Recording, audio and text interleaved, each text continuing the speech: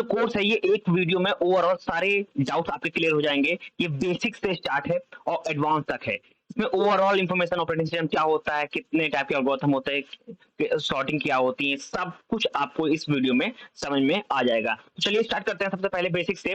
What is the operating system? मान लीजिए आपके पास एक हार्डवेयर है, ठीक? आपके पास हार्डवेयर है और एक आपके पास यूजर इंटरफेस। ये हमारे पास हार्डवेयर है, ये हमारे पास क्या है? यूजर इंटरफेस है, ठीक? या यूजर एप्लीकेशन बोल लीजिए आप, यूजर एप्लीकेशन बोल लीजिए, यूजर इंटरफेस बोल लीजिए, ठीक? तो क्या इन दोनों के बीच में रिलेशन को मेंटेन करने के लिए, इन दोनों के बीच में रिलेशन को मेंटेन करने के लिए एक हम लोग इंटरफेस बनाते हैं, ठीक है? इंटरफेस बनाते हैं। तो इन्हीं इंटरफेस जो क्या होता है, एक्ट करता है एज अ सॉफ्टवेयर, ठीक है? इन दोनों को आपस में मिलाने का, बातचीत करने के लिए हम लोग क्या इस्तेमाल करते हैं? इंटरफेस। और इसी यही जो क्या होता है, यही हमारा ऑपरेटिंग सिस्टम है, ठीक? अगर इसका हम लोग थ्योरी देखें तो लिखा है operating system is a software that act as a interface. देखिए इंटरफेस आ गया, बीच में क्या आ गया कि इंटरफेस आ गया, जो कि एक हार्डवेयर एक यूजर एप्लीकेशन को जोड़ने में हेल्प करती है। इसी को बोलते क्या है हम लोग? ऑपरेटिंग सिस्टम बोलते हैं। इसमें ऑपरेटिंग सिस्टम में एक प्राइमरी फंक्शंस होते हैं। जो प्राइमरी फंक्शन क्या-क्या होते हैं वो जानते हैं। पहला प्राइमरी फंक्शन होता है प्रोसेस को मैनेजमेंट करना, प्रोसेस को मैनेज करना कि ओवरऑल प्रोसेस चल रहा है। मान लीजिए एक प्रोसेस ओ चल रहा है, फिर दूसरा प्रोसेस भी एक साथ चल रहा है। इन दोनों प्रोसेस को एक साथ मैनेज करने के लिए काम करता है ऑपरेटिंग सिस्टम काम करता है। सेकंड हमारा है मेमोरी मैनेजमेंट। मेमोरी को कैसे मैनेज करना है, मेमोरी को कितना स्पेस देना है, किस प्रोसेस को कितना स्पेस देना है, किस प्रोसेस में स्पेस नहीं देना है, किस प्रोसेस में पर्टिकुलर मेमोरी को असाइन करना है, कितनी बिट्स देना है, ये सब कौन डिसाइड करता है? हमारा ओएस डिसाइड करता है, ठीक? थर्ड हमारा फाइल सिस्टम मैनेजमेंट। फाइल को कैसे मैनेज करना है, फाइल को डिलीट करना है, अपडेट करना है या मूव करना है एक प्लेस से दूसरे प्लेस, ये सब कौन मैनेज करता है? ओएस मैनेज करता है, ऑपरेटिंग सिस्टम मैनेज करता है। फोर्थ पॉइंट है हमारा डिवाइस मैनेजमेंट। ओवरऑल डिवाइस कितने हैं, इनपुट कितने डिवाइस है, जैसे कि आपके पास हो गया कीबोर्ड, हो गया माउस, हो गया प्रिंटर, हो गया और भी कितनी चीजें अगर डिवाइस मैनेजमेंट, उन सबको कैसे मैनेज करना है एक साथ, वो कौन देखता है? ऑपरेटिंग सिस्टम देखता है। यूजर इंटरफेस, यूजर कैसे बिहेव कर रहा है इंटरफेस के साथ, वो भी कौन मैनेज करता है? हमारा ओएस मैनेज करता है। यूजर इंटरफेस की बात कर ले, अगर आपने देखा होगा कि मोबाइल फोन में एप्लीकेशन होता है, नीचे यहाँ पे कॉल बटन होता है, गैलरी होता है, कैमरा होता है, ये सब जो होते हैं बटन होते हैं, ये क्या होता है? यूजर इंटरफेस होता है। अगर यूजर क्लिक करता है मान लीजिए कैमरे पे, तो कैमरा ओपन होकर आता है, ठीक? कैमरा ओपन हो, आप यहाँ पर सेल्फी ले सकते हैं और वीडियो बना सकते हैं। और अगर कॉल पे डायल करेगा तो कॉल कॉल का आएगा, यहाँ पे आप किसी पर्टिकुलर पर्सन को कॉल कर सकते हैं। ये सब कौन मैनेज करता है? ये आपका ऑपरेटिंग सिस्टम मैनेज करता है। ऑपरेटिंग सिस्टम कितने टाइप के होते हैं वो जानते हैं, ठीक? ऑपरेटिंग सिस्टम देखिए, पहला जो ऑपरेटिंग सिस्टम होता है वो विंडो होता है। तो स्क्रॉल कर लेते हैं नीचे, ठीक?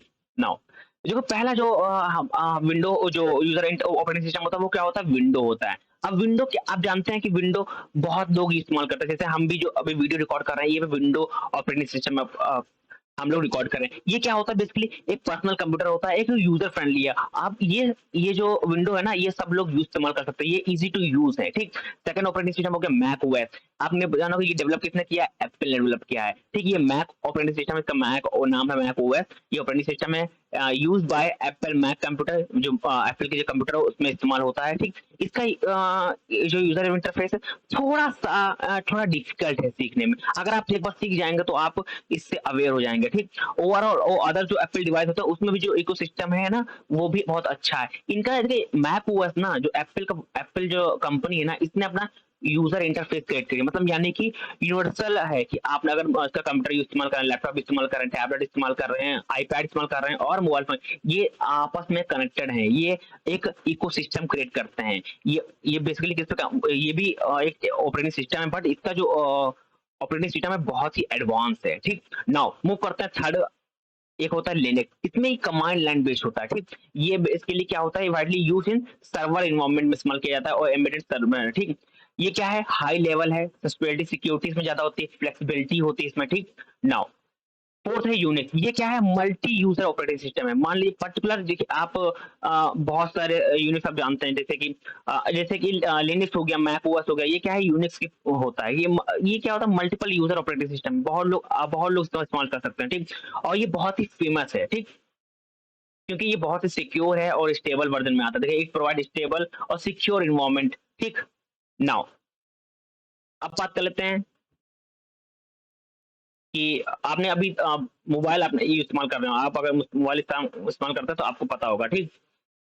कि एंड्रॉइड एंड्रॉइड फोन कितना यूजर फ्रेंडली है, डेवलप कितना किया है, गूगल ने डेवलप किया है, ये ओपन सोर्स ऑपरेटिंग सिस्टम है, ठीक। और ये डिजाइन किस तरह के लिए ये डिजाइन किया है, स्मार्टफोन टैबलेट के लिए इस्तेमाल किया गया, बेसिकली ये इस्तेमाल किसमें होता है, स्मार्टफोन और टैबलेट में इस्तेमाल होता है, ठीक है। ये रिच इकोसिस्टम क्या है, ये बिलियंस ऑफ पीपल इसका इस्तेमाल करते हैं, ठीक। नाउ आईओएस आपने अभी अपने हम अभी बात की हमने कि जैसे कि मैं लैपटॉप कंप्यूटर जो एप्पल का है, लैपटॉप हो गया, ठीक, टैबलेट हो गया, आईपैड हो गया और मोबाइल हो गया, इसका ये बेसिकली एक इकोसिस्टम जनरेट करता है आपस में, ठीक। इसका जो ऑपरेटिंग सिस्टम है, इसका मोबाइल ऑपरेटिंग सिस्टम को क्या बोलते हैं, आईओएस बोलते हैं, ठीक। ये क्या है, ऑपरेटिंग सिस्टम है use by iPhone, iPad, iPod. It provide seamless and secure user experience and focusing on performance and integration with the other Apple device। आपको मैंने अभी बोला कि ये जो Apple के डिवाइसेस है ना, ये इकोसिस्टम क्रिएट करते हैं। इकोसिस्टम मतलब आपस में कनेक्टेड होता है। इतना इतना पावरफुल इनका जो यूआई है, इनका जो सिस्टम है कि आप एक मोबाइल में, अगर आपके पास एक मोबाइल में फोटो है, अगर आप उसको लैपटॉप में करना चाहते हैं तो एक ही झटके में आपका उसको उस मोबाइल की इमेज को आप लैपटॉप में एक्सेस कर सकते हैं। इतना स्ट्रॉन्ग इनका सिस्टम है। नाउ अब बात करते हैं कि difference between multi programming, multi processing and multitasking and multi threading के बारे में। देखिए मल्टीपल प्रोसेस आपको अभी आपको अब बता दें कि मल्टीपल प्रोसेस कैसे काम करते हैं। मान लीजिए हमारे पास एक प्रोसेस है, ठीक, दो प्रोसेस हैं, एक प्रोसेस है P1 है, P2 है, P3 प्रोसेस है, ठीक। अब इनको एक ही साथ हमको एग्जीक्यूट कराना है, ठीक, एक ही साथ एग्जीक्यूट कराना है, तो यहाँ पे जो काम होता है उसको कहते हैं मल्टीपल प्रोसेस।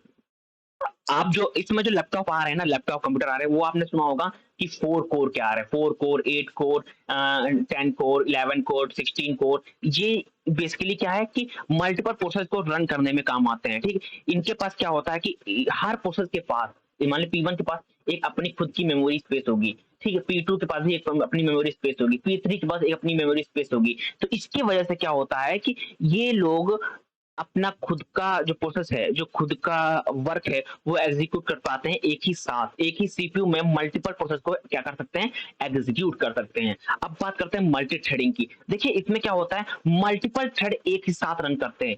मान लीजिए हमारे पास थ्रेड है, T1 थ्रेड है, T2 थ्रेड है, ठीक, और T3 थ्रेड है, ठीक। और ये ओवरऑल ये सारे जो थ्रेड है ना, ये अगर सारे थ्रेड किससे कनेक्टेड है, एक प्रोसेस से कनेक्टेड है। यानी कि मल्टीपल थ्रेड एक ही प्रोसेस में, सिंगल प्रोसेस में एक ही मल्टीपल थ्रेड एक ही साथ एग्जीक्यूट कर सकते हैं। और क्योंकि ये थ्रेड होता है ना, ये लाइट वेट होते हैं, लाइट वेट होते हैं, इसीलिए ये मल्टीपल थ्रेड एक ही सिंगल प्रोसेस में एग्जीक्यूट हो जाते हैं।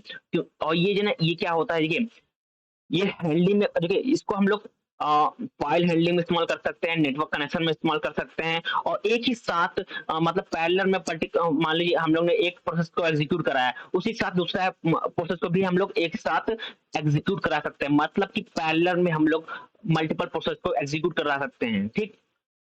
इसको बोलते हैं मल्टी थ्रेडिंग। नाउ अब बात करते हैं मल्टीपल प्रोग्रामिंग की, बात करते हैं। देखिए आपको पता है मल्टीपल प्रोग्रामिंग क्या होता है कि हम लोग जब कोडिंग करते हैं, मान लीजिए कोई भी टास्क हम लोग रन कर रहे हैं, ठीक, हम लोग कंप्यूटर पे मल्टीपल टास्क रन कर रहे हैं, 1 टास्क, 2 टास्क, 3 टास्क, ठीक, 3 हमारे पास टास्क है, ठीक।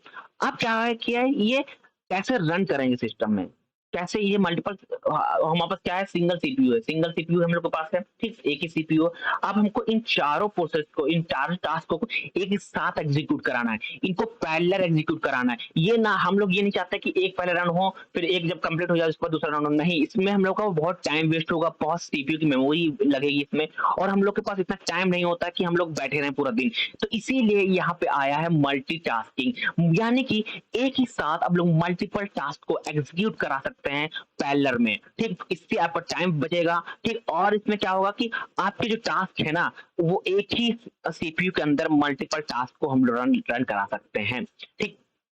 नाउ अब बात करते हैं हम लोग इसमें तीन चीजों की, प्रोसेस, थ्रेड, प्रोग्राम। इसमें देखिए ये एक दूसरे से इंटर रिलेटेड हैं, कैसे हैं वो जानते हैं। नाउ तो प्रोग्राम क्या होता है, देखिए प्रोग्राम, देखिए हमारे पास एक प्रोग्राम है, ये क्या है, सेट ऑफ इंस्ट्रक्शन, इसमें हम लोग क्या करते हैं, पर्टिकुलर इंस्ट्रक्शन प्रोवाइड करते थे। ये हमारे क्या इंस्ट्रक्शन है, ये हमारे पास प्रोग्राम है, ठीक। हम लोग प्रोग्राम क्या करते हैं, सेट ऑफ इंस्ट्रक्शन प्रोवाइड करते हैं। ये बेसिकली प्रोग्रामिंग लैंग्वेज की हेल्प से किया जाता है, ठीक। प्रोग्रामिंग हेल्प से हम लोग क्या करते हैं, उसको टास्क असाइन करते हैं, और वो प्रोग्राम क्या करता है, उसी टास्क को क्या करता है, स्टोर करता है, उसको परफॉर्म करता है, ठीक। पहले क्या करेगा, उसको फाइल को, हमारे पास ये जो हम लोग ने टास्क लिए, इसको क्या करेगा, स्टोर करेगा, फिर उसको क्या करेगा, एग्जीक्यूट कराएगा। इसको बोलते हैं प्रोग्राम। अब प्रोसेस क्या होता है कि इसी जो टास्क है, ये जो हमारे हम लोग ने टास्क लिया था, ठीक, इसी टास्क को हम लोग क्या कह सकते हैं, जब ये एग्जीक्यूट होगा, जब ये टास्क क्या होगा, जब एग्जीक्यूशन प्रोसेस में आएगा, तो इसको हम लोग बोलेंगे क्या, प्रोसेस। समझ गए आप, इतना समझ गए प्रोग्राम क्या होता है, ठीक। प्रोग्राम क्या है, बेसिकली हम लोग जब भी कोई टास्क को रिटर्न करते हैं, लिखते हैं किसी प्रोग्रामिंग लैंग्वेज में, उसको सेव करने के बाद में जब एग्जीक्यूट कराते हैं, एग्जीक्यूट कराने तक का सफर, उसको बोलते हैं हम लोग प्रोग्राम बोलते हैं। जब ये एग्जीक्यूट होने लगेगा, तब हम लोग बोलेंगे उसको क्या, प्रोसेस बोलेंगे।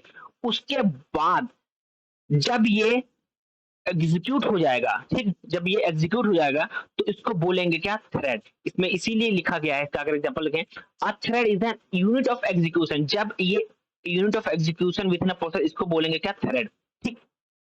ये क्या होता है, ये represent a sequence of instruction that can be schedule and execute independently. मान लीजिए हमने टास्क को प्रोग्राम को लिख दिया किसी प्रोग्रामिंग लैंग्वेज में, अब वो सेव होने के बाद क्या गया, एग्जीक्यूट होने लगा, उस चीज को बोलेंगे क्या, प्रोसेस। प्रोसेस होने के बाद अ सेट ऑफ यूनिट, जो एग्जीक्यूशन होगा प्रोसेस के अंदर, उसको हम लोग क्या बोलते हैं, उसमें हम लोग कुछ टास्क देंगे, कुछ हम लोग इंस्ट्रक्शन प्रोवाइड करेंगे उस प्रोग्राम को, और वो इंडिपेंडेंट मतलब अपने हाथ ही वो एग्जीक्यूट होगा। उसको उसमें क्या होता है, थ्रेड में क्या होता है कि हम लोग शेयर करते हैं सेम मेमोरी को, स्पेस को और रिसोर्स को विथ इन अ प्रोसेस में, ठीक है। उसके प्रोसेस में हम लोग ये तीनों चीजें को शेयर करते हैं, और ये रन करता है। आपको ऊपर हम लोग बताया, अभी बात हुई थी, हम जब अभी बात हुई थी, आपको स्क्रॉल करके अब ऊपर ले जाए हम, यहीं पे बात हुई थी मल्टीपल टास्क, ये मल्टीपल थ्रेडिंग की बात की थी हम लोग ने, कि हम लोग एक ही प्रोसेस के अंदर मल्टीपल थ्रेड को हम लोग रन करा सकते हैं, और यही काम नीचे होता है। यही काम हम लोग नीचे बोलते हैं इसमें थ्रेड में, कि हम लोग कि मल्टीपल थ्रेड का इस्तेमाल कर सकते हैं एक ही प्रोसेस के अंदर रन कराने के लिए। और ये कैसे एग्जीक्यूट होगा, पैरेलल एग्जीक्यूशन होगा टास्क का, ठीक। ये हो गया हमारा थ्रेड, प्रोसेस और प्रोग्राम के बारे में। नाउ मूव करते हैं कि प्रोसेस स्टेट क्या होती हैं। नाउ अब प्रोसेस स्टेट कैसे काम करता है, देखिए हमारे पास न्यू प्रोसेस आ गया, न्यू स्टेट आ गया, वो कहां पे जाएगा, अब रेडी स्टेट में जाएगा। रेडी स्टेट के बाद उसको शेड्यूल हो जाएगा रनिंग करने में, ठीक। और यहाँ पे देखिए पहली कंडीशन है, वो डायरेक्टली क्या होगा, न्यू में आएगा, रेडी होगा, रन होगा, उसके बाद डायरेक्टली टर्मिनेट हो जाएगा, ठीक। मान लीजिए यहीं पे आ गया दूसरा प्रोसेस, दूसरा प्रोसेस आगे यहाँ पे रेडी स्टेट में था, वो रनिंग स्टेट में आया, पर्टिकुलर वहां पे एक P1 ऑलरेडी वहां पे रन हो रहा था, अब P2 आ गया, ठीक। अब P2 जब आएगा, उसकी प्रायोरिटी हाई होगी, तो क्या होगा, P1 जो हमारा होगा ना, या तो वो ब्लॉक वेट में चला जाएगा कि वेट करेगा, या वो एक प्रायोरिटी के हिसाब से फिर रेडी स्टेट में मूव कर जाएगा, ठीक। अगर उसकी प्रायोरिटी कम है, तो वो क्या होगा, टर्न हो जाएगा, P1 यहाँ पे रन हो जाएगा। अदरवाइज P1 क्या हो जाएगा, वेट स्टेट में जाएगा या रेडी स्टेट में मूव कर जाएगा, ठीक। अगर यहाँ पे वेट कर रहा है बहुत देर तक, तो क्या हो जाएगा कि वो सस्पेंड भी हो सकता है। P1 जो प्रोसेस होगा वो क्या होगा, सस्पेंड भी हो जाएगा, ठीक।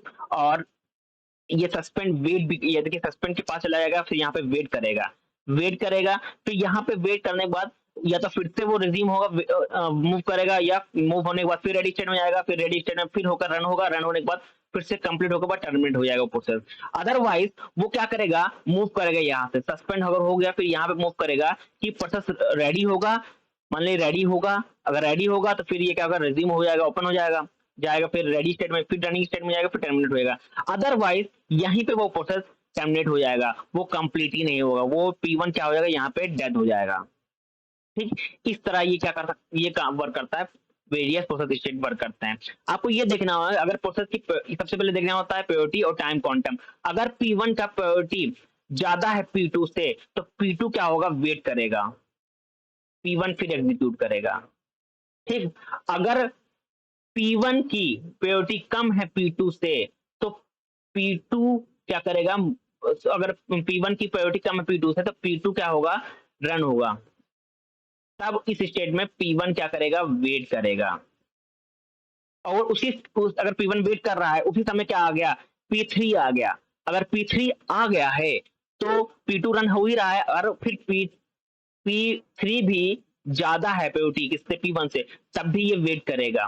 और इसी तरह अगर P4 भी आ गया, उसकी भी प्रायोरिटी P1 से ज्यादा है, ठीक, तभी ये वेट करेगा। इस कंडीशन में क्या होता है, कभी कभी ये क्या हो जाता है, सस्पेंड में आ जाता है, सस्पेंड स्टेट में आ जाता है, और फिर P1 कभी एग्जीक्यूट भी नहीं होता है कभी कभी, ठीक। ये डिपेंड करता है टाइम। मान लीजिए कि P1 सबसे कम प्रायोरिटी है, वो उसके आगे P1 आ गया, P2 आ गया, P3 आ गया, P4 आ गया, P5 आ गया, उस कंडीशन में P1 क्या वेट ही करता रह जाएगा, तो वो क्या होगा, सस्पेंड स्टेट में आ जाएगा, ठीक। इस तरह ये काम करता है, वेरियस स्टेट इसी तरह काम करता है। नाउ अब बात करते हैं एल्गोरिथम की, सीपीयू एल्गोरिथम कैसे काम करती हैं, ठीक। नाउ सीपीयू एल्गोरिथम देखिए बेसिकली 5 टाइप से होते हैं, ठीक। इसमें पहला होता है फर्स्ट, सॉरी, इसमें होता है पहले फर्स्ट कम फर्स्ट सर्व, देखिए FCFS। अब ये कैसे वर्क करती है वो जानिए आप, ठीक।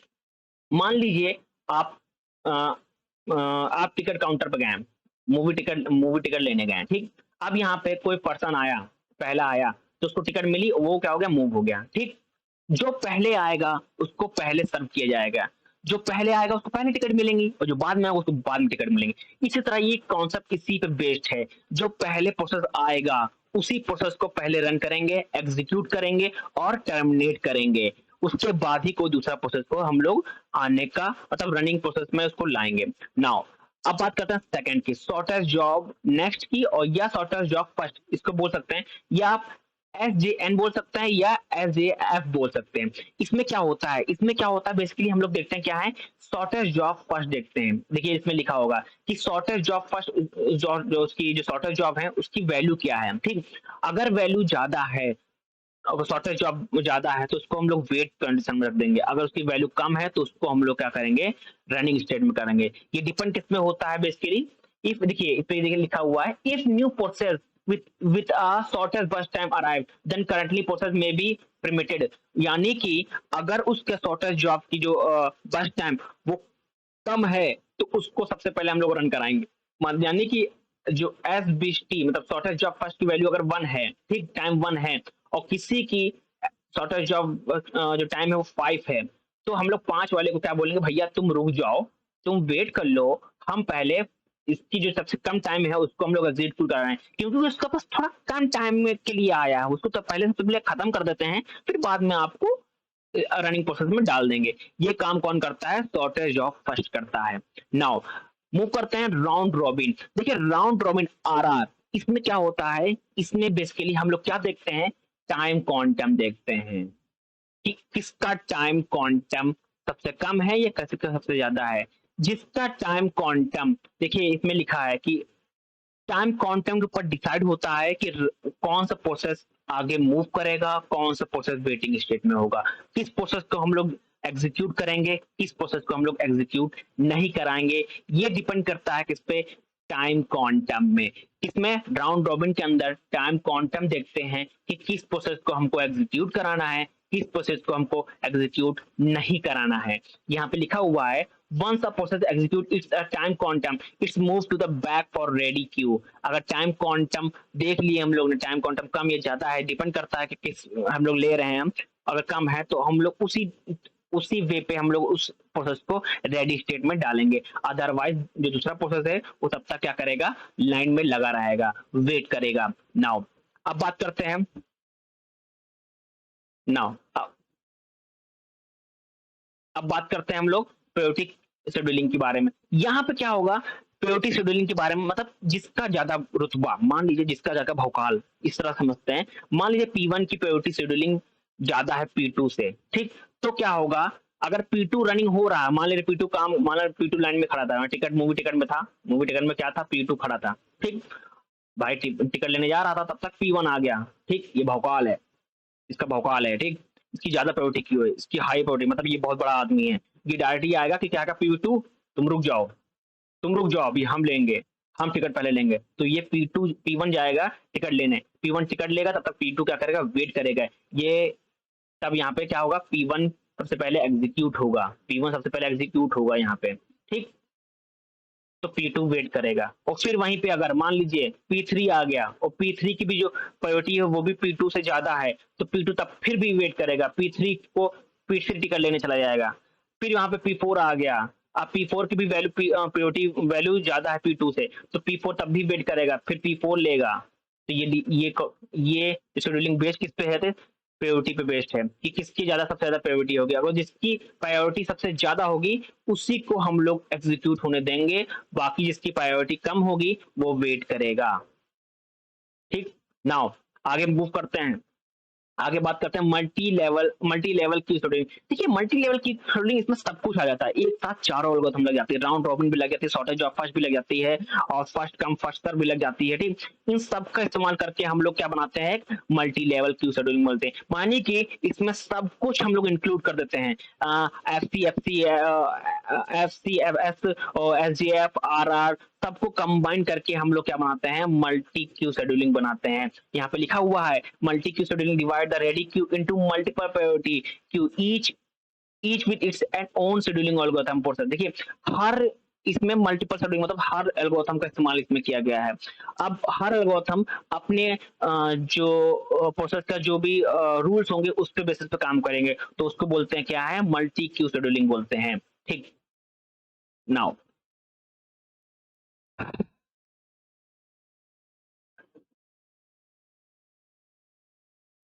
अब बात कर लेते हैं क्रिटिकल सेक्शन प्रॉब्लम के। देखिए इसमें क्या होता है, एक पोर्शन होता है जहाँ ब्लॉक ऑफ पोर्शन, जहाँ पे जहाँ हम लोग रिसोर्स शेयर करते हैं। मान लीजिए आपका डेटाबेस है, ठीक, उसमें हम लोग कोई भी फाइल को शेयर कर रहे हैं, कोई भी डेटाबेस हमारे पास है उसमें हम फाइल को शेयर कर रहे हैं, रिसोर्स को शेयर कर रहे हैं, तो यहाँ पे प्रॉब्लम अराइज होती है। ठीक, इसी प्रॉब्लम को मेंटेन करने के लिए हम लोग क्या बनाते हैं कि इसमें हम लोग कुछ लगाते हैं कि म्यूचुअल मैनर होना चाहिए, उसी के बेस पे हम लोग आगे बात करने जा रहे हैं। ठीक, now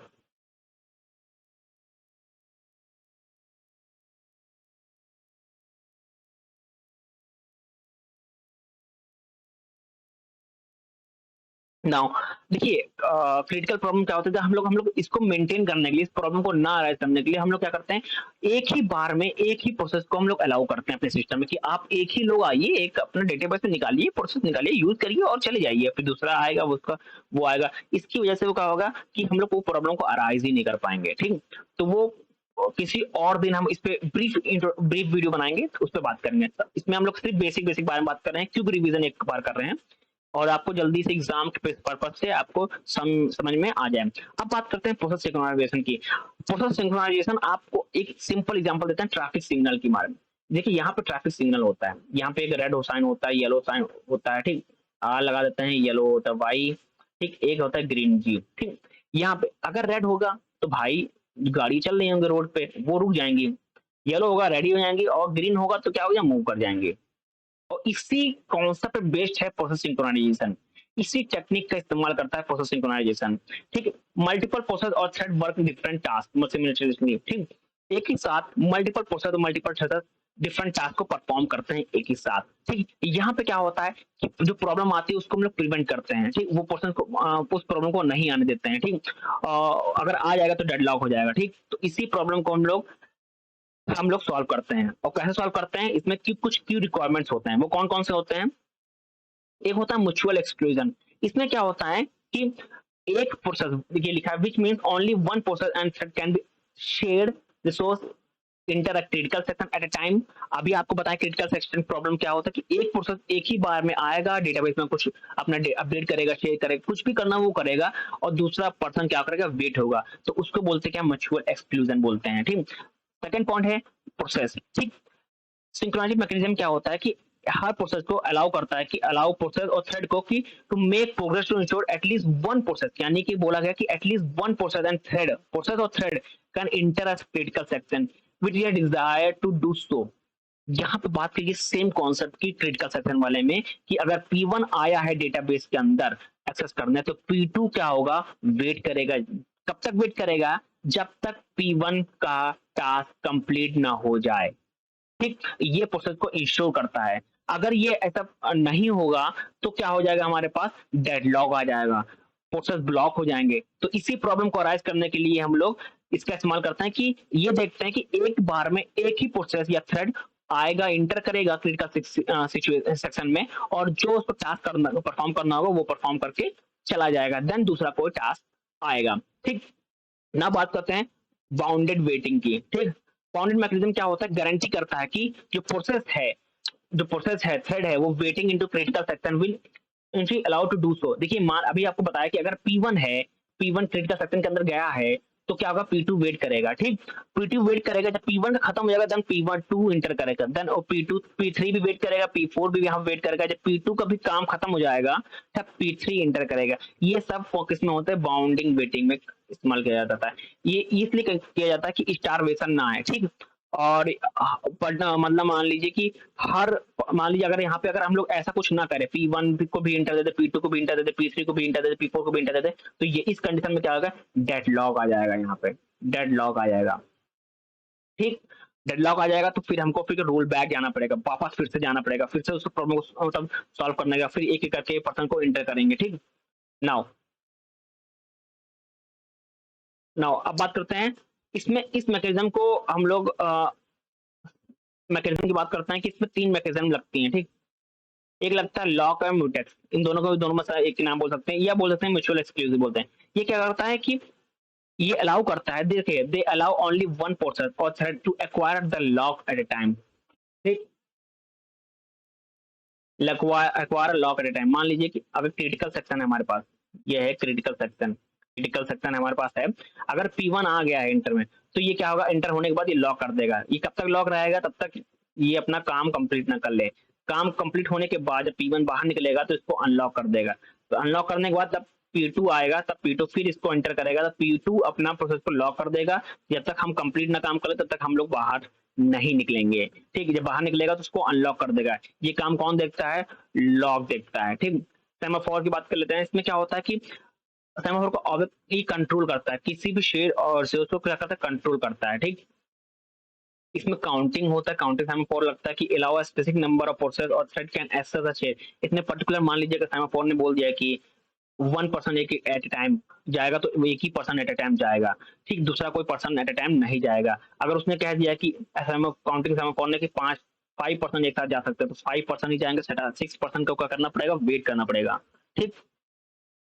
now red read and right lock, read and like lock का मतलब क्या होता है कि ये मान लीजिए कि अभी आपको बताया कि अगर क्रिटिकल सेक्शन है, ठीक, क्रिटिकल सेक्शन है, अगर P1 हमारे पास आया है, P1 आया है, और तो क्या करेगा, ये रीड करेगा, राइट करेगा, एग्जीक्यूट करेगा, इसकी मर्जी है। बट एक ही टाइम पे P2 अगर P1 रीड कर रहा है, ठीक, तो P2 राइट नहीं कर सकता, ठीक। अगर P1 राइट कर रहा है तो P2 रीड नहीं करेगा, क्योंकि मान लीजिए उस जो राइट कर रहा है, ठीक, वो राइट अभी कर ही रहा है, ठीक, और रीड कर रहा है, ठीक। अगर डेटा अगर मान लीजिए अगर सही टाइम पे बताएं, अगर वहां पे जो पहले डेटा था वो 100 था, अब उसने चेंज करके 200 कर दिया डेटा, ठीक। बट अभी भी P2 को वही डेटा 100 दिख रहा है ना भाई, यहाँ पे क्या हो गया, प्रॉब्लम आ गई, ठीक। तो इसीलिए इसको रीड एंड राइट लॉक कहा गया कि जब भी जो भी पर्सन जाएगा, इंटर करेगा, वो अपना काम कंप्लीट करेगा, देन मल्टीपल यूजर को हम लोग एक्सेस देंगे। यहाँ पे एक और कंडीशन होती है कि हाँ, एक बार आपको पता हो कि P1 अगर P2 है तो एक बार दोनों राइट राइट नहीं कर सकते, ठीक। दो रीड कर सकते हैं, रीड राइट नहीं कर सकते, राइट रीड नहीं कर सकते। ये कंडीशन 4 लगती हैं। दो पर्सन एक ही साथ रीड कर सकते हैं बट राइट नहीं कर सकते। अगर एक राइट कर रहा था दूसरा रीड नहीं कर सकता, अगर पहला रीड कर रहा है तो दूसरा राइट नहीं कर सकता, और दोनों एक साथ राइट नहीं कर सकते हैं, ठीक। नाउ अब बात करते हैं डेडलॉक की। देखिए डेडलॉक तब आता है जब मल्टीपल रिसोर्स एक ही साथ स्टक हो जाए किसी प्रॉब्लम में, कि मान लीजिए P1 है, P2 है, P3 है, P4 है, ठीक। एक प्रॉब्लम है, रिसोर्स है, मान लीजिए रिसोर्स है R1 है, यहाँ पे बात करिए, हमारे पास डायग्राम बना हुआ, मैं डायग्राम फालतू बना रहा हूँ। देखिए देखिए ये है हमारे पास पर्सन है, ठीक, प्रोसेस है, और ये रिसोर्स है। मान लीजिए कि अगर P1 हम लोग P1 ने R1 को होल्ड कर लिया, ठीक, और इसको P1 को चाहिए कि आप R2 चाहिए, बट P2 को R2 को P2 होल्ड करके बैठा है, और उसको R3 रिसोर्स चाहिए, और R3 को P3 होल्ड करके बैठा है, तो इस कंडीशन में क्या आ जाएगा, डेडलॉक आ जाएगा। यानी कि एक 3 प्रोसेस हैं, एक एक होल्ड करके बैठे हैं, बट उनको दूसरा प्रोसेस रिसोर्स चाहिए, तभी वो उनका काम स्टार्ट होगा। तो इस कंडीशन में क्या आएगी, डेडलॉक आ जाएगी। अब डेडलॉक कंडीशन क्या होती है, क्यों नेसेसरी कंडीशन फॉर डेडलॉक। ठीक, अब ये चेक करते हैं कि नाउ अब ये चेक करते हैं, अब यहाँ पे कंडीशन कब होती है कि कब ये डेडलॉक आता है। तो इसमें आता है म्यूचुअल एक्सक्लूजन। देखिए, a resource can only be shared in a mutual exclusive manner. It's simply a two process cannot be use the same resource at a time. आपको अभी भी बताया कि अगर अभी P1 P2 और P3 है और इन्होंने अगर रिसोर्स P1 ने R1 रिसोर्स पे होल्ड कर रखा है, P2 ने R2 को रिसोर्स पे होल्ड रखा है, P3 ने R3 रिसोर्स को होल्ड रखा है और P1 को R2 रिसोर्स चाहिए। अब यहाँ पे कंडीशन क्या आ जाती है, डेडलॉक आ जाती है। तो इसीलिए बताया गया है कि simply two process can not use the same resource at the same time, यानी कि दो प्रोसेस एक ही रिसोर्स को एट अ टाइम नहीं यूज कर सकते हैं। ठीक, point number 2, hold and wait. अभी आपको अगर ऊपर वाला डायग्राम आपने देखा होगा तो यहाँ पे कि ये इसको होल्ड करके बैठा था तो ये इसको मांग रहा था और P3 इसको मांग रहा है, P3 ऑलरेडी R3 को होल्ड करके बैठा था। इस कंडीशन में क्या है कि होल्ड एंड वेट कंडीशन आ गई, यानी कि एक तो ये लोग लेके बैठे हैं अपना R1 और किस और क्या चाहिए इनको, R2 चाहिए P1 को, P2 R2 को लेके बैठा हुआ है और इनको क्या चाहिए, R3 चाहिए। इस कंडीशन में क्या आ गया, होल्ड एंड वेट आ गया, यानी कि आप एक तो रिसोर्स लेके बैठे हो, दूसरा रिसोर्स के लिए वेट कर रहे हो कि जब वो दूसरा रिसोर्स हमको मिलेगा तब हम कंप्लीट करेंगे। इस कंडीशन में भी क्या आ जाता है, डेडलॉक आ जाता है।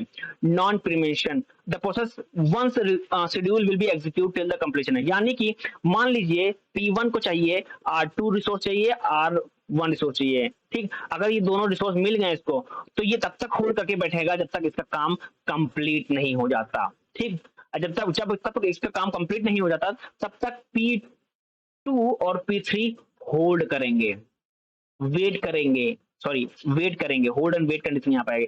अब यहाँ पे क्या करेंगे, दोनों वेट करेंगे रिसोर्स R1 और R2 के लिए, और ये P1 जब तक रिसोर्स को छोड़ेगा नहीं जब तक उसका काम कंप्लीट नहीं हो जाता। ठीक, नाउ सर्कुलर वेट क्या है कि all process must waiting for resource in a circular manner. देखिए सर्कुलर मैनर में वेटिंग रिसोर्स यहाँ पे होगा फॉर रिस्पॉन्सिंग। देखिए अगर फर्स्ट प्रोसेस कंप्लीट हो जाएगा तो सेकंड प्रोसेस को मूव करेगा, सेकंड प्रोसेस होल्ड करेगा कौन, P2 प्रोसेस होल्ड करेगा। ठीक, रिसोर्स को P2 प्रोसेस होल्ड करेगा और ये कौन से मैनर में होगा, ये साइकिल मैनर में होगा, साइक्लिक मैनर में होगा।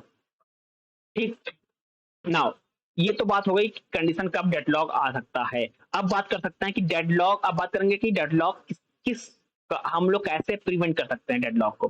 देखिए डेडलॉक प्रिवेंट करने की 5 चीज होती है। डेडलॉक प्रिवेंशन यहाँ पे लिखा हुआ है कि वन और more necessary condition for deadlock to occur. देखिए इसमें क्या होता है कि mutual hold and wait and no prevention circular wait में होता है। अब हम लोग क्या इंश्योर करेंगे, कैसे इसको प्रिवेंट कर सकते हैं।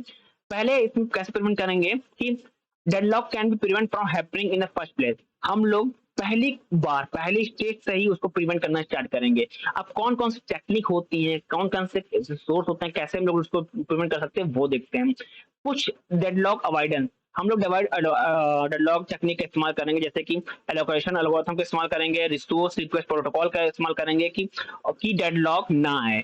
और इसमें क्या होता है, मल्टीपल एल्गोरिथम होती है, जैसे कि हम लोग अगर टेक्निक की बात करें हम लोग एलोकेशन ग्राफ का इस्तेमाल कर सकते हैं, बैंकर एल्गोरिथम का इस्तेमाल कर सकते हैं, डायनेमिक एलोकेशन स्ट्रेटजी का इस्तेमाल कर सकते हैं कि डेडलॉक को अवॉइड करें। ठीक, नाउ डेडलॉक डिटेक्शन कैसे, इसमें क्या होता है ना कि इसमें भी क्या होता है, स्टेट वाइज होता है, इसमें भी एल्गोरिथम का इस्तेमाल होता है कि डेडलॉक को डिटेक्ट करते करते हैं। डेडलॉक अगर टेक्निक की बात करें एलोकेशन ग्राफ और बैंकर एल्गोरिथम की हेल्प से हम लोग डेडलॉक को डिटेक्ट कर सकते हैं। नाउ अब रिकवरी की बात करें, डेडलॉक रिकवरी की कैसे होता है। ठीक, डेडलॉक रिकवरी, यहाँ पे deadlock recovery recover from deadlock. देखिए हम लोग डेडलॉक रिकवर, जब डेडलॉक आ जाता है तो हम लोग क्या करते हैं कि हम लोग रोल बैक जाते हैं, वापस जाते हैं। ठीक, और वहां तक वापस जाते हैं जहां से डेडलॉक स्टार्ट हुआ था। ठीक, तो हम लोग इसकी हेल्प से हम लोग अपना डेटा को, जो डेडलॉक को वो क्या कर सकते हैं, रिकवर कर सकते हैं। ठीक, फिफ्थ कंडीशन क्या है, deadlock ignorance. Some system choose ignore the problem. देखिए कुछ होते हैं सिस्टम क्या होना, डेडलॉक को अवॉइड करते हैं। ठीक, जैसे कि ऑपरेटिंग सिस्टम की बात करें, इन जनरली ऑपरेटिंग सिस्टम की अगर बात करें तो यूनिक्स, विंडोज और Linux mainly focus on performance, how performance of the system decrease if the use deadlock handling mechanism. आपने कभी कभी देखा होगा कि मल्टीपल आप ब्राउजर खोल दें, मल्टीपल टास्क अपना खोल दें, क्रोम खोल दें, उसके साथ आप लोग एंड्रॉइड स्टूडियो ओपन कर दें और मल्टीपल कोई भी सॉफ्टवेयर ओपन कर दें, तो यहाँ कभी कभी क्या होता है कि वो एक पॉपअप आ जाता है, वहां पे बोलता है क्या है कि आप ये वेट करिए या एग्जिट कर जाइए, एग्जिट पेज। तो यहाँ पे क्या आ जाता है, डेडलॉक कंडीशन आ जाते हैं, क्योंकि ये लोग क्या कर सकते हैं, ये लोग क्या करते हैं, विंडो लिनक्स इसको इग्नोर करते हैं, ये बेसिकली फोकस क्या करते हैं, परफॉर्मेंस पे फोकस करते हैं। तो कभी कभी आपने अगर ये पेज देखा होगा तो यहाँ पे क्या आ जाता है कि डेडलॉक कंडीशन आ जाती है। यहाँ पे विंडो लिनक्स इन इन चीजों को इग्नोर करते हैं, कि कहते हैं कि तुम लोग अरे खोलते रहो, डेस्कटॉप खोलते रहो, डेस्कटॉप की कोई भी एप्लीकेशन खोलते रहो, एंड्रॉइड स्टूडियो खोलो, क्रोम के कितने भी टैब खोलना ओपन करो, ये सब ओपन करने के बाद में लास्ट में क्या आ जाता है, ये आ जाते हैं कि अरे हम अब चलने के लायक नहीं है, आप ये वेट कर लीजिए या पेज को एग्जिट कर दीजिए, ये कंडीशन इसमें आ जाती है। ठीक, नाउ मूव करते हैं मेमोरी मैनेजमेंट की। ठीक, मेमोरी मैनेजमेंट देखिए, फिक्स पार्ट इसमें क्या होता है, देखिए फिक्स होता है, एक डायनेमिक पार्टीशन, दो ऑपरेट में होता है। अब इसकी बात करते हैं। ठीक, नाउ फिक्स मेमोरी की बात करते हैं। देखिए मेमोरी क्या होता है, डिवाइड होता है फिक्स साइज पार्टीशन में। ठीक है, ये तो कह लीजिए कि ब्लॉक में डिवाइड किया जाता है, और हर हर जो पार्टीशन में क्या होता है, उसको पर्टिकुलर टास्क को असाइन किया जाता है। मान लीजिए हमारे पास ये मेमोरी है, इन मेमोरी में हम लोग, ये पूरी मेमोरी, इसमें हम लोग ब्लॉक में डिवाइड करते हैं इस मेमोरी को। ठीक है, अब ये हर ब्लॉक, ये ब्लॉक, हर ब्लॉक क्या करें, इन हर ब्लॉक को हम लोग स्पेसिफिक प्रोसेस और टास्क से असाइन कर देते हैं। अब ये ब्लॉक अपना पर्टिकुलर काम इनको मिल गया है, अब ये मान लीजिए इसको हम लोगों ने टास्क 1 दे दिया, टास्क 2 इसको दे दिया, टास्क 3 इसको दे दिया, टास्क 4 इसको दे दिया। अब लोग, ये लोग टास्क अपना करेंगे, ये फिक्स मेमोरी हम लोग ने असाइन कर दी कि आप इतने मेमोरी में आप इस टास्क को परफॉर्म करेंगे। मान लीजिए 5 MB दे दिया अगर हमने, कि आप 5 MB में ही टास्क 1 को कंप्लीट करेंगे, इससे ज्यादा आपको नहीं मिलेगा। ठीक, और इसी टास्क में आपको कंप्लीट करना पड़ेगा। ठीक, ये होता है फिक्स मेमोरी। डायनेमिक मेमोरी की बात करें, यहाँ पे क्या होता है कि डायनेमिक मेमोरी में हम लोग एट द टाइम, जब हमको जितनी जरूरत पड़ती है उस हम लोग उस समय हम उसको असाइन कर देते हैं। मान लीजिए हमको पड़ गई 50 MB की जरूरत, अब ये डायनेमिक मेमोरी क्या करेगा, 50 MB का ब्लॉक क्रिएट करके दे देगा उसी समय उसी टाइम पे। ठीक, अब इसमें क्या होता है, मल्टीपल एल्गोरिथम होती हैं, जैसे कि हो गई फर्स्ट फिट, बेस्ट फिट हो गया, वर्स्ट फिट हो गया। ठीक, इसमें मैंने भी एक वीडियो बनाया है कि बेस्ट फिट क्या होते हैं और फर्स्ट फिट क्या होती है, वर्स्ट फिट। आपको इसकी यहाँ पे ब्रीफ इंट्रोडक्शन तो नहीं देंगे, क्योंकि हम दे देते हैं। देखिए फर्स्ट फिट क्या होता है कि मान लीजिए हमारे पास मेमोरी ब्लॉक है। ठीक, यहाँ पे जो कोई टास्क आ गया, वो आ गया मान लो 5 KB का। ठीक, और या ये जो स्लॉट है 10 KB का है, तो क्या करेगा, फर्स्ट फिट आकर यहीं पर हम लोग उसको असाइन कर देंगे, इसी ब्लॉक में हम लोग उसको असाइन कर देंगे। ठीक, इसको बोलते हैं फर्स्ट फिट। अगर यहीं पे अगर बेस्ट फिट की बात करें, ठीक, इसके ये पहला ब्लॉक है, दूसरा ब्लॉक है, तीसरा ब्लॉक है, और यहीं पे अगर ये हो गया 5 KB का है, अगर ये 5 KB की फाइल है, तो बेस्ट फिट का मतलब होता है कि अगर जितने की MB की फाइल है, उतनी ही MB की मेमोरी हम उसको अलाउड करें, तो ये क्या होगा, ये किस में जाएगा, बेस्ट फिट में जाएगा। इस ब्लॉक में हम लोग उसको 5 KB वैल्यू को असाइन करेंगे, 5 KB। और फर्स्ट फिट में क्या होगा कि फर्स्ट फिट में ऐसा होता है कि अगर टास्क 5 KB का है, हम लोग उसको असाइन कर दिए, पहला ही ब्लॉक उसको असाइन कर दिए, तो यहाँ पे कंडीशन क्या हो गया कि 5 KB हमारी क्या हो गई, वेस्ट हो गई। ठीक, इसको बोलते हैं फर्स्ट फिट। अब वर्स्ट फिट की बात आ गई। मान लीजिए कोई ब्लॉक हमारा है 100 KB का, और हमारा जो प्रोसेस साइज है 5 KB, हम इसको असाइन कर देते हैं किसके साथ, 100 KB वाले ब्लॉक में असाइन कर देते हैं, तो इस कंडीशन को बोलते क्या है, वर्स्ट फिट बोलते हैं। ठीक, नाउ आगे मूव करते हैं। आपको अभी हमने पूरा एक्सप्लेन कर दिया कि फर्स्ट फिट क्या होता है, बेस्ट फिट क्या होता है, वर्स्ट फिट क्या होता है। ठीक, अब बात करते हैं, हम लोग पेजिंग की बात कर लेते हैं कि पेजिंग किसको बोलते हैं। ठीक, देखिए पेजिंग क्या है ना, इस सेकेंडरी स्टोरेज मेमोरी है कि मेन मेमोरी के अंदर सेकेंडरी स्टोरेज है। ठीक, हम लोग वहां पे पेज फॉर्म में डेटा को स्टोर करते हैं। ठीक, हर पेजिंग, देखिए आइडिया क्या है कि हर पेजिंग को डिवाइड कर देते हैं ईच प्रोसेस के साथ। ठीक, in the form of page. ठीक है, main memory also be divide into frame. देखिए मेन मेमोरी, अगर ये हमारी मेन मेमोरी है, ठीक, मेन मेमोरी को हम लोग डिवाइड कर देते हैं फ्रेम में, ये फ्रेम, 2 फ्रेम, 3 फ्रेम। ठीक, ठीक, अब यहाँ पे हर पेज का एक पर्टिकुलर स्टोरेज होती है, उसके मेमोरी होती है, और हर फ्रेम में उसको हम लोग एक टास्क को असाइन करते हैं। ये काम किसका होता है, पेजिंग का होता है। ठीक, अब कैसे वर्क करता है वो देखते हैं एग्जांपल के थ्रू। देखिए यहाँ पे हमारे पास प्रोसेस है, P1 प्रोसेस है, यहाँ पे हमारा ये मेमोरी है, हमारा फ्रेम क्या है, 1 फ्रेम इक्वल टू 1 केबी। हम फ्रेम का साइज यहाँ पर डिफाइन कर दिया कि हर फ्रेम 1 केबी होगा। Frame size equal to page size. देखो फ्रेम साइज जो है वो है पेज साइज के इक्वल। अब यहाँ पे क्या है, जितने प्रोसेस है ना, मान लीजिए प्रोसेस P1 है, P1 के अंदर P1 है, P1 ये भी P1 है। अब हर प्रोसेस को यहाँ पे हम लोग ने असाइन कर दिया, इस ब्लॉक में असाइन कर दिया। ठीक, अब P3 को हम लोग ने ये ब्लॉक दे दिया। अब P4 P5 और P6 को हम लोग ने ये ब्लॉक दे दिया, और P5 को हम लोग ने ये ब्लॉक दिया। ये हमारी क्या है, मेन मेमोरी है। ये क्या है, आपको अभी बताया कि मेन मेमोरी अगर होगी, ये हमारी मेन मेमोरी है, अगर मेन मेमोरी है। अब ये मेन मेमोरी क्या ऑलरेडी डिवाइड होती है फ्रेम में, ये पर्टिकुलर फ्रेम होते हैं। अब यही चीज यहाँ पे है, ये मेन मेमोरी है। मेन मेमोरी क्या हो गया कि कलेक्शन ऑफ फ्रेम। अगर हम लोग इसका कलेक्शन बनाएंगे तो उसी को हम लोग बोलते हैं मेन मेन मेमोरी बोलते हैं। और मेन मेमोरी को ही हम लोग फ्रेम, अगर मेन मेमोरी को ही डिवाइड करते हैं फ्रेम में, अगर हम कलेक्शन ऑफ फ्रेम होता है उसको क्या बोलते हैं, मेन मेमोरी बोलते हैं। तो इस तरह ये क्या करता है, यहाँ पे काम करता है पेजिंग। हर पेज को हम लोग पर्टिकुलर टास्क को असाइन करते हैं। हर टास्क किसको पॉइंट करता है, मेन मेमोरी को पॉइंट करता है। मेन मेमोरी की जो साइज होती है यहाँ पे लिखा है 16 केबी। ठीक है, तो ये और हर हर जो फ्रेम है ना 1 केबी का, अगर 1 2 3 4 5 6 7 8 9 10 11 12 13 14 15 16 ओवरऑल 16 केबी है। 16 फ्रेम हमारे पास यहाँ पे है। ठीक, यहाँ पे 16 फ्रेम है, तो ये क्या हो गया, 16 केबी की हम लोग की साइज हो गई। ठीक, इस तरह ये काम करता है। हर प्रोसेस के पास एक अपना खुद का टास्क होगा, टास्क 1 टास्क 2 टास्क 3। ठीक, नाउ मूव करते हैं आगे, बात करते हैं वर्चुअल मेमोरी की। ये वर्चुअल मेमोरी आप जानते हैं, अगर आपने कभी कभी वर्चुअल बॉक्स इस्तेमाल किया होगा तो वहां वर्चुअल मेमोरी होती है। ठीक, वर्चुअल मेमोरी हम लोग क्रिएट करते हैं।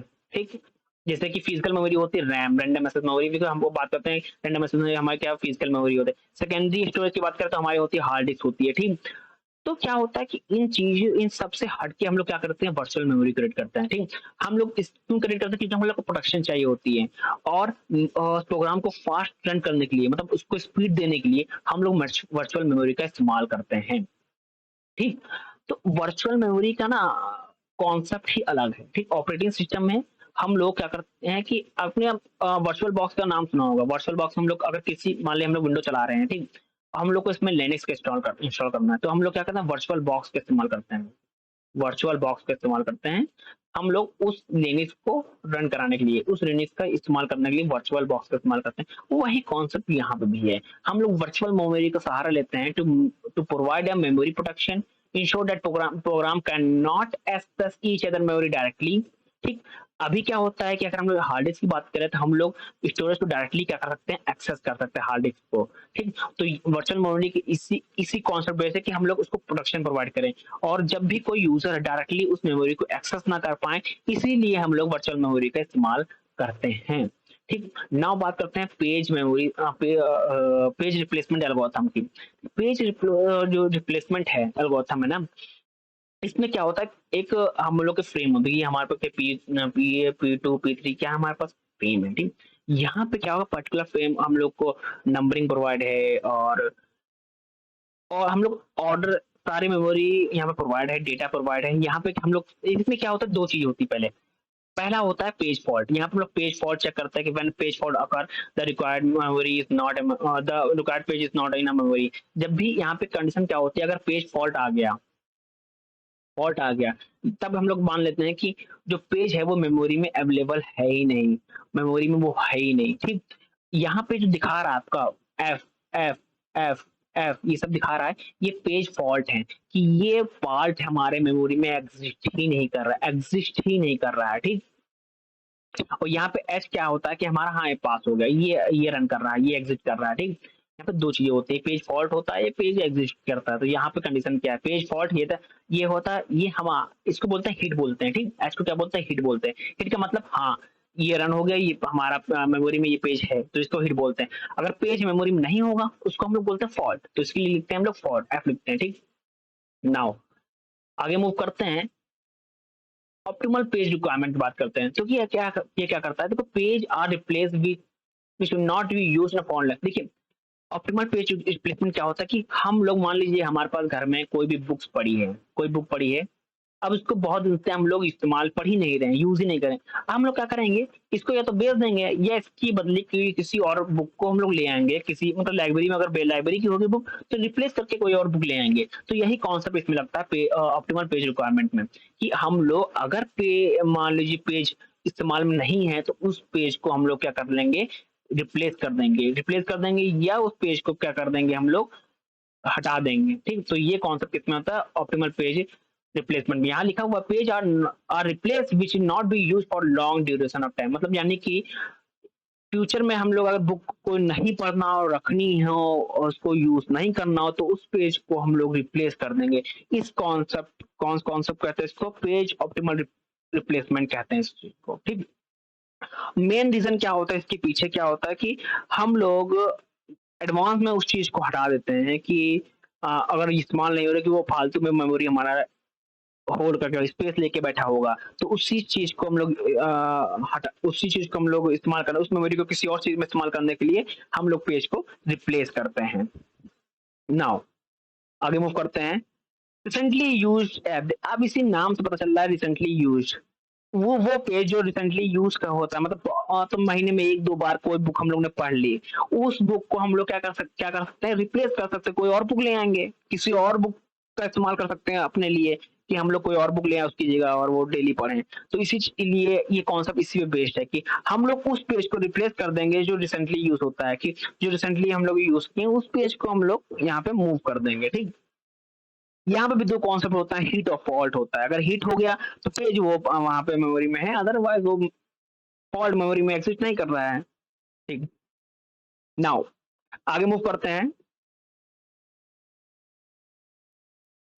ट्रेसिंग की बात करते हैं। देखिए इसमें ग्राफ होता है, ट्रेसिंग क्या होता है, जब कोई भी अभी इसको पहले थ्योरी समझते हैं कि tracing is a situation in a computer system when system spend a significant amount of time, resource, continuous swiping a page between a physical memory and secondary storage memory such as hard disk. Due to the excess page activity in tracing, the system is busy moving page in and out memory rather than executing useful memory, leading to the service degradation in performance. आपको बता दें इसका मतलब क्या है कि जब भी कंप्यूटर की ज्यादा टाइम स्पेंड करता है, अगर आपको डायग्राम की हेल्प से समझाएं, देखिए मूव कर नीचे लाएं, देखिए अभी यहाँ पे क्या है कि जो सीपीयू है, सीपीयू की यूटिलाइजेशन, ये हमारा क्या सीपीयू यूटिलाइजेशन है और डिग्री ऑफ मल्टीपल प्रोग्रामिंग क्या है। जब भी सीपीयू ज्यादा टाइम स्पेंड करता है किसी भी मेमोरी को स्वाइप करने के लिए from main memory to secondary memory में, तो उस सिचुएशन को बोलते हैं क्या है, हम लोग थ्रेसिंग बोलते हैं। यहाँ पे इस कंडीशन में क्या है, मल्टीपल टाइम लग रहा है उस मेमोरी को स्वाइप करने, उस पेज को स्वाइप करने के लिए, तो इसी यहाँ पे इस मोमेंटम को बोलेंगे क्या है, थ्रेसिंग बोलेंगे। ठीक, इस कंडीशन को क्या बोलेंगे, थ्रेसिंग बोलेंगे ना। और यहाँ पे लिखा हुआ है कि इसकी वजह से क्या होगा, system is busy moving page. यहाँ पे क्या होगा, इसकी वजह से क्या होगा, यहाँ पे जो पर्टिकुलर इस एरिया में यहाँ पे सिस्टम हमारा बिजी हो जाएगा।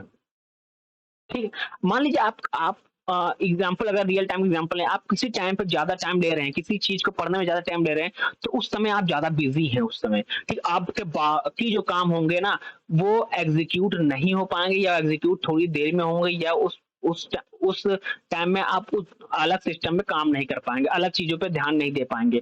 मान लीजिए आप किसी एक बुक को पढ़ने लगे, ठीक, बट आपका टाइम टेबल था कि आप 1 घंटा इसी को पढ़ेंगे, बट आप उस चीज को आप 2 घंटे लगा रहे हैं। अब बाकी का जो टाइम टेबल आप जिस चीज में स्पेंड करना चाहते थे, या तो वो उस पर आप कम ध्यान देंगे या उस पर आप कम पढ़ेंगे या उसको आप एग्जीक्यूट नहीं करेंगे। ठीक, यही काम होता है ट्रेसिंग का। एक पर्टिकुलर एरिया आता है जहां पे आप सबसे ज्यादा टाइम स्पेंड करते हैं किसी भी चीज को स्वाइप करने के लिए। ठीक, तो यहीं पे अगर ऑपरेटिंग सिस्टम की हेल्प से बताएं कि इस सिस्टम को हम लोग क्या कर रहे हैं कि swiping page between physical memory से हम सेकेंडरी मेमोरी में हम लोग पेज को स्वाइप कर रहे हैं, इस टाइम पे हम लोग ज्यादा ऑप्टिमल सिस्टम को ज्यादा इस्तेमाल कर रहे हैं इस पोजीशन पे। इसी पोजीशन को बोलते क्या है, थ्रेसिंग बोलते हैं। ठीक, नाउ मूव करते हैं आगे, सेगमेंटेशन की बात करते हैं। सेगमेंटेशन की अगर हम लोग बात करें, हाँ, कि क्या है कि ये एक सब पार्ट है, एक हम लोग एक प्रोसेस है, इस प्रोसेस को हम लोग ने 4 पार्ट में डिवाइड कर दिया। हम लोग ने क्या कर दिया, टोटल 6 पार्ट में डिवाइड कर दिया। तो इस 6 पार्ट को हम लोग बोलते हैं, सब पार्ट को बोलेंगे क्या,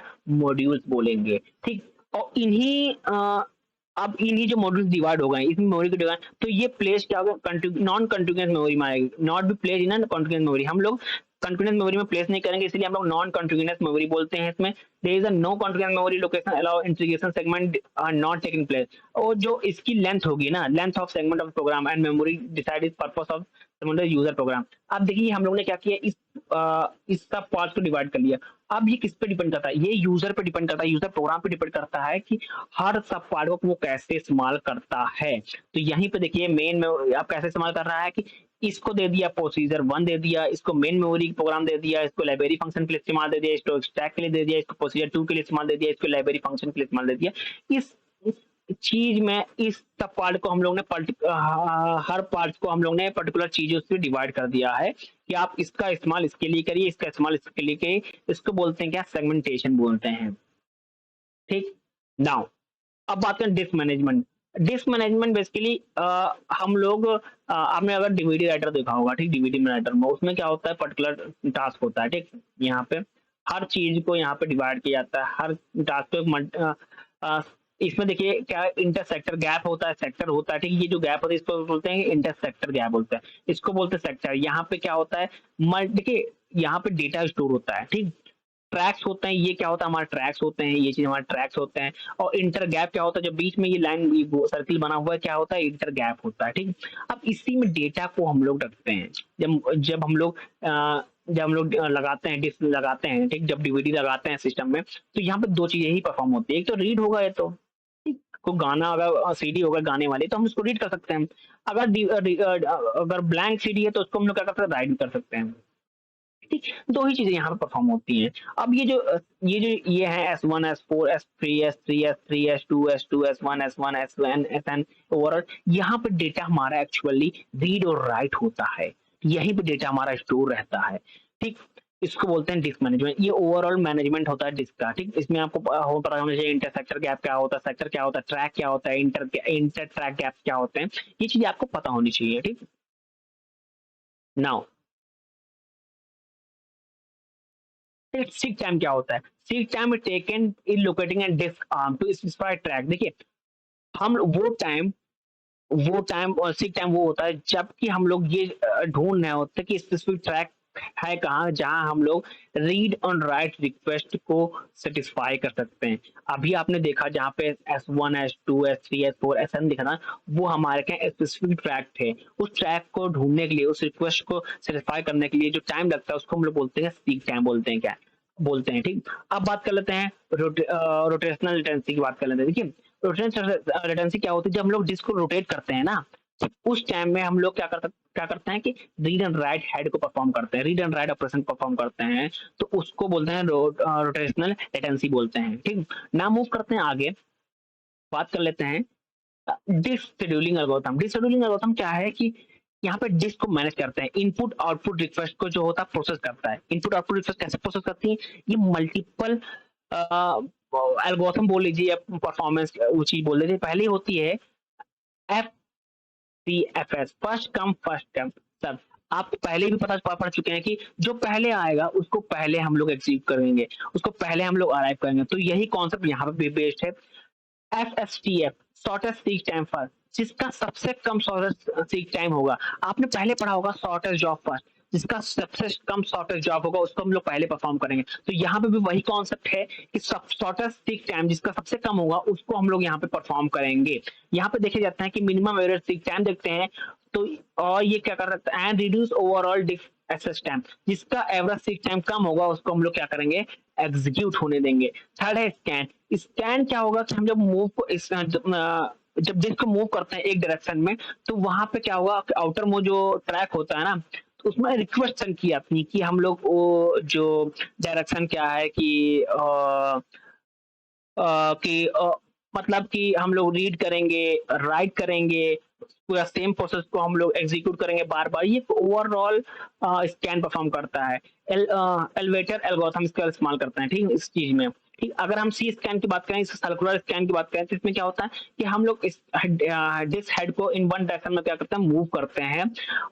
हम लोग इसमें क्या, एक चीज यहाँ पे ध्यान रखिएगा, इसमें हम लोग रिवर्स डायरेक्शन में इसका इस्तेमाल नहीं करते हैं। It jump one end of the desk and start again. अगर ये डिस्क एक बार में इंड मतलब स्टार्ट से इंड में तरफ पहुंच गया, स्टार्ट से इंड तरफ पहुंच गया, तो फिर से ये स्टार्ट से ही स्टार्ट होगा, या ये नहीं होगा कि इंड से ही स्टार्ट होगा, ऐसा नहीं होगा। बट जो स्कैन था वो हम लोग कैसे परफॉर्म कर रहे थे, हम लोग स्टार्ट से इंड जा रहे थे तो इंड से स्टार्ट है, ये रिवर्स में भी मूव कर रहे थे, बट इसमें रिवर्स में मूव नहीं करेगा। ठीक, नाउ अब बात करते हैं लुक की, बात करते हैं लुक क्या सिमिलर है किसके, स्कैन के। यहाँ पे क्या होता है, last request is currently A direction. ठीक है, यहाँ पे हम लोग अगर स्टार्ट से इन तरफ मूव कर रहे हैं तो लास्ट डायरेक्शन हमारा इंडिकेट करता है। ठीक, उसके बाद हम लोग कोई भी रिक्वेस्ट हम लोग इसको नहीं दे सकते हैं।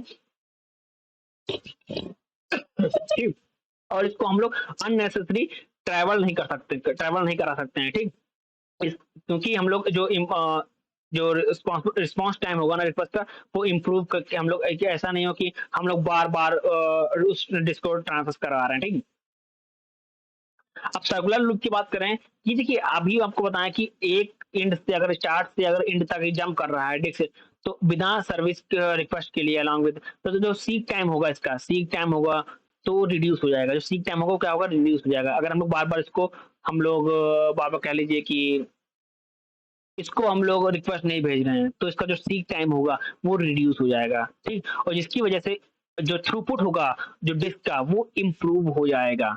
ठीक, ये आज हम लोग ने बात की ओवरऑल